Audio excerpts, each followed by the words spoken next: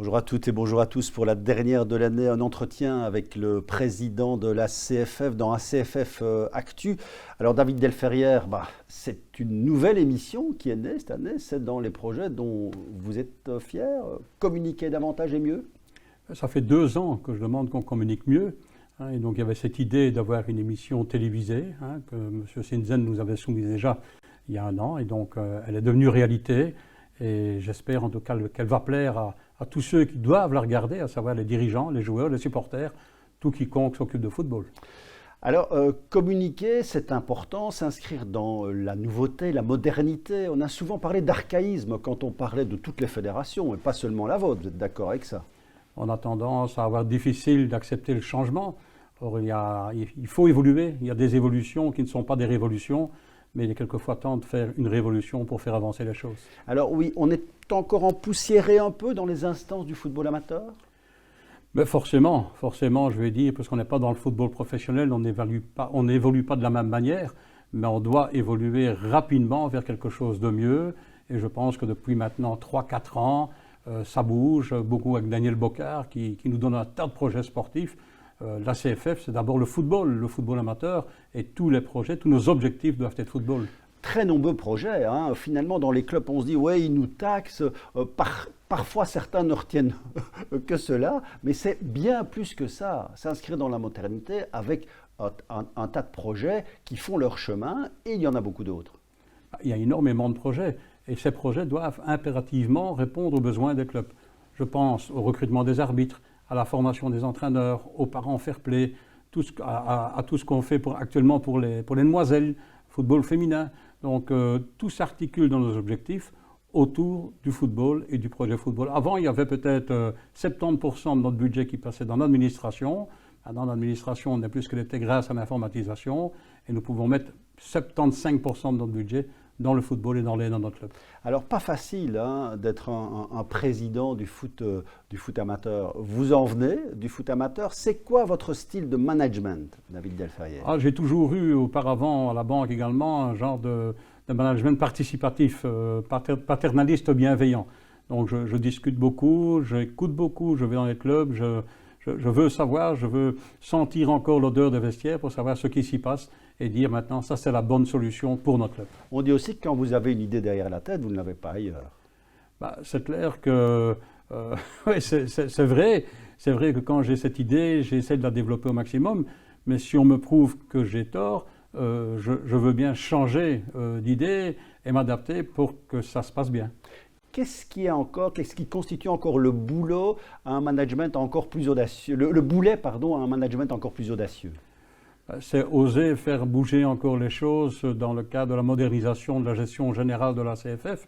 On y arrive doucement, mais c'est vrai que le reliquat de l'histoire du football provincial, du football régional, avec tous ces comités, il faut peut-être revoir un petit peu ce fonctionnement en disant qu'est-ce qu'on pourrait faire de mieux, peut-être avec moins de personnes, avec beaucoup plus de résultats encore, pour aider notre club à mieux fonctionner.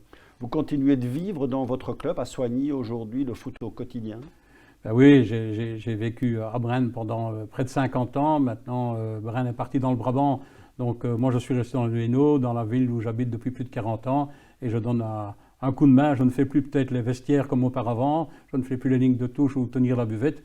Mais j'aide comme je peux en donnant les renseignements qu'il faut pour que le club se développe harmonieusement. Vous avez parlé du Brabant, du Hainaut, on n'oublie pas les Luxembourgeois, les Namurois, les Liégeois, et puis à Bruxelles, dans la CFF.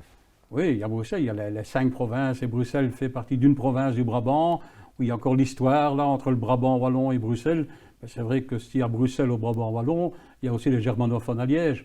Donc tout ça doit se rentrer dans un projet commun, bien harmonisé, et dans l'ensemble, on joue au football de la même manière, que ce soit à Raren, Eilaten ou à Etterbeek. Alors qu'est-ce que vous retenez de cette année, qui était une année extrêmement particulière?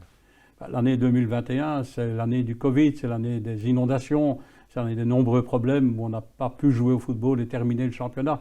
On l'a à peine entamé.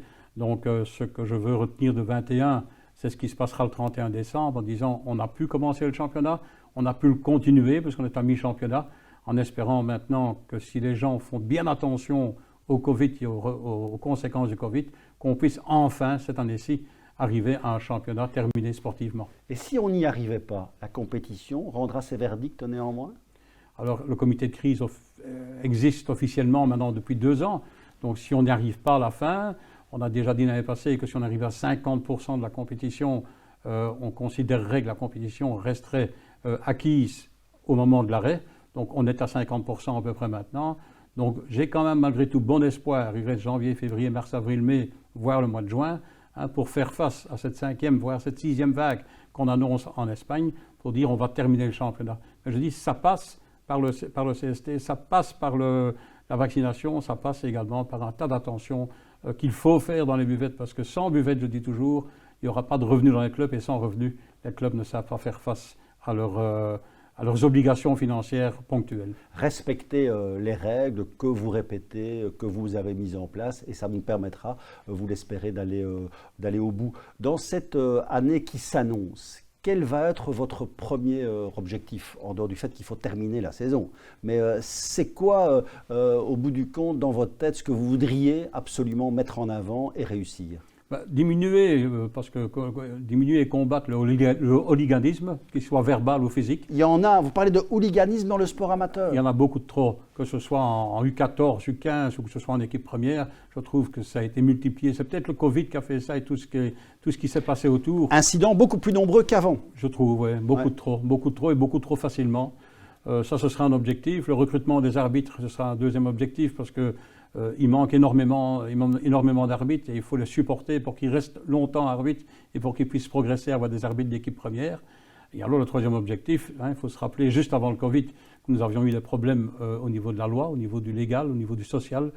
Et donc là, c'est de trouver un statut pour le joueur amateur, un statut également pour les bénévoles, là il est maintenu, et surtout un statut de remplacement pour le travailleur associatif. Vous avez l'impression aussi qu'avec l'arbitre, la relation joueur, parent, entraîneur s'est aussi détériorée? Je trouve que les gens rouspètent un peu trop facilement. J'en veux pour preuve. Moi-même, j'étais en première provinciale Hainaut il y a 3 semaines et en deuxième nationale Brabant il y a 1 semaine. On se fait presque agresser, physiquement pas encore, mais verbalement, sur des décisions que nous prenons, alors que les décisions ne sont pas celles-là. Il y a un manque d'information, d'où cette communication que nous voulons amplifier. Mais je pense que les gens sont plus vite nerveux, plus vite agressifs. Et il n'y a aucune raison, parce que le football reste un jeu, et la famille du football, c'est Noël bientôt, la famille du football doit s'entendre. Oui, et avec un enthousiasme qui est resté intact chez vous à bientôt 70 ans. Je suis rentré au comité en octobre 71, donc ça fait tout juste 50 ans maintenant. Je disais aussi, les vieux doivent faire place aux jeunes, donc on forme les jeunes pour nous remplacer. Il me reste peut-être 1 an et demi, peut-être un peu plus.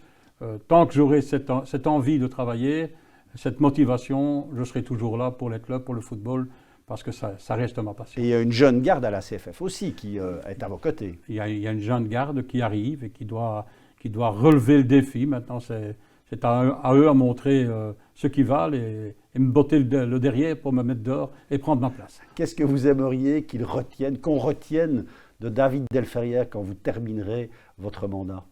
De David Delferrière, rien. Que tous ces gens se sont bien amusés, qu'on est arrivé, malgré la crise du Covid, malgré la crise financière, au terme des championnats, et qu'il n'y ait pas trop de faillites dans les clubs. On avait dit avec la crise du Covid qu'on allait perdre beaucoup de joueurs, beaucoup de clubs. Nous avons encore plus de 200 000 affiliés. Nous avons plus d'équipes premières que l'année passée et l'année d'avant. Nous avons plus d'équipes de jeunes que l'année passée et l'année d'avant. Donc ça ne se passe pas si mal que ça. Mais si on pouvait avoir quelques bénévoles en plus, parce que les clubs m'appellent en disant « Monsieur Delferrière, président, on a les équipes, mais on n'a plus les parents pour les déplacer, faire les matchs en déplacement et compagnie. Donc, des bénévoles, s'il vous plaît, des bénévoles, mettez-vous à la disposition de vos enfants. » Avec aussi cette certitude que vous avez été soutenu, la plus grande fédération de sport a été soutenue par les pouvoirs publics. C'est clair que la ministre Valérie Latini, avec laquelle j'entretiens vraiment de bonnes relations, est quelqu'un d'ouvert au dialogue et trouver des solutions en commun. Malheureusement, elle est ministre de 7 ou 8 portefeuilles et elle ne sait pas toujours être avec nous à 100%, mais quand elle doit être là, elle est là et elle trouve des solutions positives, tant financièrement que sportivement, dans les protocoles qu'elle donne pour qu'on puisse continuer à faire notre sport. Et là, je veux la remercier. aller au bout de l'année 2022, faire vivre plus encore le foot qui ne vit pas si mal, hein, finalement, vous l'avez entendu, qui n'a pas été tellement impacté par la crise du Covid, sont des objectifs dans ce que s'est fixé David Delfayer pour l'année 2022. Il a répondu à nos questions et puis si vous avez des questions à lui poser, n'hésitez pas à les faire parvenir. Je suis certain qu'il sera là encore pour donner des réponses aux questions que vous vous posez et il y en a beaucoup encore dans le foot amateur. Merci de votre attention, excellente fête à vous, joyeux Noël et on se retrouve l'année prochaine en 2022 pour de nouveaux rendez-vous avec Alice et avec Pierre dans ACFF Actu.